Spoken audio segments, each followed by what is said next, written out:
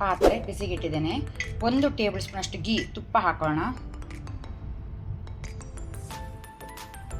ಈಗ ನಾವು 2 ಈರುಳ್ಳಿ ಹಾಕೋಣ, ಆನಿಯನ್.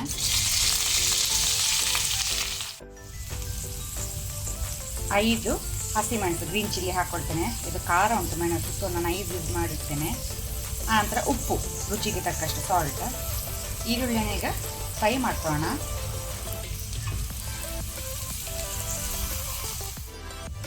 ಈರುಳ್ಳಿ ಫ್ರೈ ಆದ ನಂತರ 1 ಟೇಬಲ್ ಸ್ಪೂನ್ ಶುಂಠಿ ಬೆಳ್ಳುಳ್ಳಿ paste, ginger garlic paste ಹಾಕೊಳ್ತೇನೆ.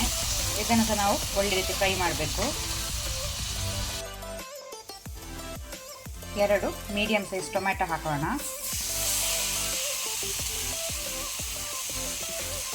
Tomato ಅಂತ ನಾವೀಗ ಒಳ್ಳೆ ರೀತಿ ಫ್ರೈ ಮಾಡಬೇಕು.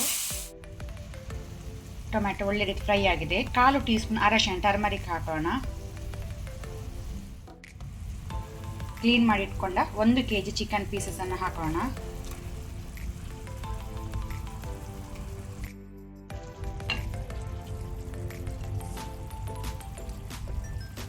ಫ್ಲೇಮ್ ಅನ್ನು ಹೈಯಲ್ಲಿ ಇಟ್ಕೊಂಡು ಸ್ವಲ್ಪ ಹೊತ್ತು ನಾವು ಇದನ್ನು ಫ್ರೈ ಮಾಡುವ.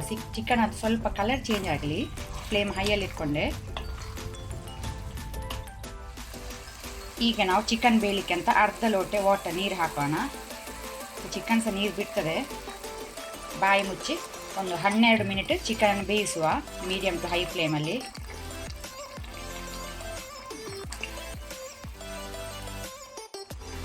ಚಿಕನ್ ಬೆಂದ ನಂತರ 1/4 kg ಸೋರೆಕಾಯಿ ಹಾಕೋಣ.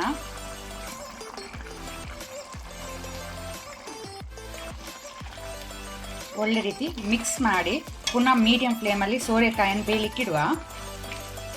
ಸೋರೆಕಾಯಿ ಬೇಗ ಬೇಯ್ತದೆ, ಎಳತ್ತುಂಟು. ಸೋರೆಕಾಯಿ ಸಹ ಒಳ್ಳೆ ರೀತಿ ಬೆಂದಿದೆ. ಈಗ ಮೇಲೆಯಿಂದ ನಾನು 1 ಟೀ ಸ್ಪೂನ್ ಪೆಪ್ಪರ್ ಕ್ರಸ್ಟ್ ಕರಿಮೆಣಸನ್ನು ಕುಟ್ಟಿ ಹಾಕ್ಕೊಳ್ತಾ ಇದ್ದೇನೆ. ಒಮ್ಮೆ ಒಳ್ಳೆ ರೀತಿ ಇದನ್ನು ಮಿಕ್ಸ್ ಮಾಡುವ. ಫ್ಲೇಮ್ ಆಫ್ ಮಾಡಿ ಮೇಲೆಯಿಂದ ಕೊತ್ತಂಬರಿ ಸೊಪ್ಪು ಕೊರಿಯಾಂಡರ್ ಲೀವ್ಸ್ ಹಾಕೋಣ. ಅಲ್ಲಿಗೆ ಚಿಕನ್ ಸೋರೆಕಾಯಿ ಮಸಾಲ ರೆಡಿಯಾಗಿದೆ ಸರ್ವ್ ಮಾಡಲಿಕ್ಕೆ.